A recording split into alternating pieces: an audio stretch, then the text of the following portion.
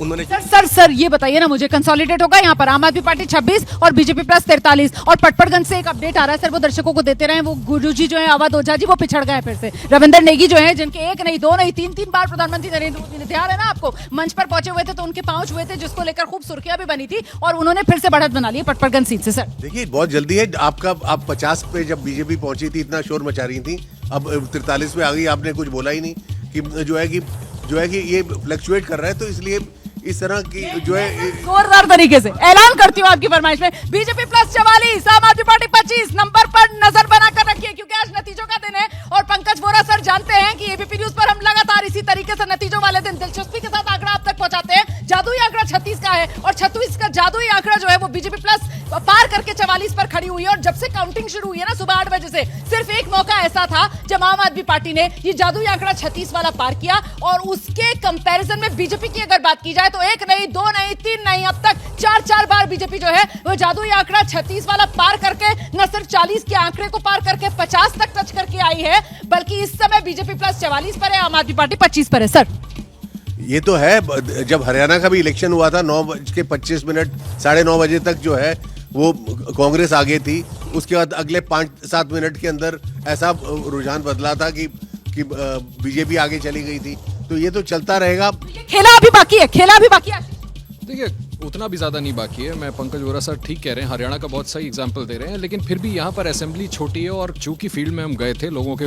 जो व्यूज़ थे वो पता है, उसके मुताबिक मुझे नहीं लगता कि कोई ज़्यादा फर्क पड़ने वाला है। बीजेपी सरकार बना लेगी। और मैं बताऊँ आपको, शीश महल का जो मुद्दा बनाया बीजेपी ने, जिस तरह से घेराबंदी की, लिकर पॉलिसी को लेकर के, तमाम अलग अलग डेवलपमेंटल मुद्दों पर जिस तरह से घेरा है अरविंद केजरीवाल को, कहीं ना कहीं ये रिफ्लेक्ट किए करता है कि यहाँ के लोगों ने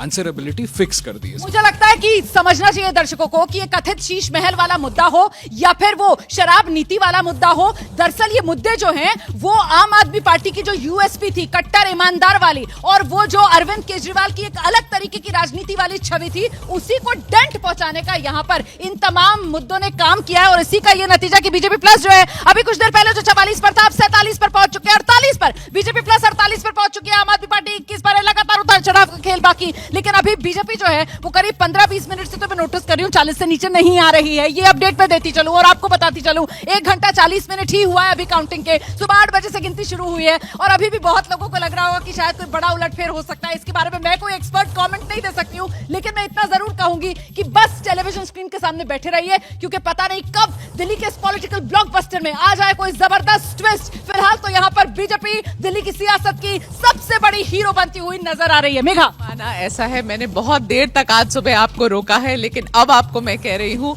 कि ये जो ट्रेंड्स आ रहे हैं, और अभी मैं न्यूज रूम में गई थी, मैंने ईसीआई की डेटा चेक किए हैं, 9 दिखा रहे हैं आम आदमी पार्टी को और 28 दिखा रहे हैं भारतीय जनता पार्टी को, और वो सॉलिडिफाइड ट्रेंड्स हैं। तो मैं अब आपको कह रही हूँ रुमाना, भारतीय जनता पार्टी दिल्ली का अगला सरकार बना रही है। दिल्ली की अगली सरकार बीजेपी की कमल सरकार दिल्ली में, झाड़ू गई सियासत से बाहर दिल्ली की। मैं तो शुरू से रिपीट कर रही हूँ ये बात कि बीजेपी, घबराइए मत, आप इधर आ जाइए, और ये बार बार रिपीट कर रही हूँ कि बीजेपी एज बना रही है और यही आगे चलेगा भी। और आप जैसा कह रही हैं कि ईमानदार छवि जो यूएसपी थी आम आदमी पार्टी, उसको ध्वस्त करने की पूरी रणनीति बीजेपी ने बनाई, और आगे मतलब लड्डू खाएंगे, इससे मत घबराइए आप। यहाँ पर दिखा दीजिए ना आप दर्शकों को, छुपाना क्या है, ये देखिए जरा, यहाँ दिखाइए जरा कैमरा, ये किस तरीके से यहाँ पर कचौड़ियों की भरमार है, और कचौड़ी के साथ यहाँ पर सब्जी भी तैयार है, और जो गेस्ट है हमारे वो पूरी तरीके से यहाँ पर पार्टी मोड में है। फिलहाल इंतजार है, नहीं यहाँ पर भी सैंडविच और बिस्किट, यहाँ पर भी इंतजाम पूरा है। सर देखिए, मैं किसी पार्टी की तरफ से नहीं बैठा, यहाँ पर भी दिया है, लेकिन मैं एक चीज, कंसोलिडेट होगा ये आंकड़ा ऐसे। हाँ, मैं वही कहना चाह रहा हूँ कि मैं कुछ देर और रुकना चाहूंगा।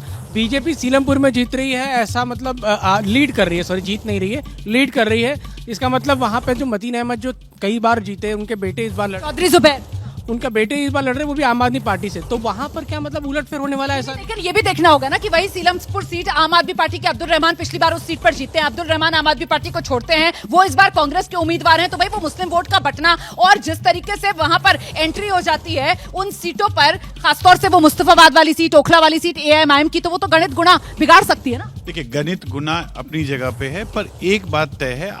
आप दिल्ली के किसी भी क्षेत्र में चले जाएं, किसी भी सेक्शन में चले जाएं, आपने अगर उनसे ये प्रश्न पूछना है कि केजरीवाल जी की छवि क्या है, तो रोष रोकूंगी आप।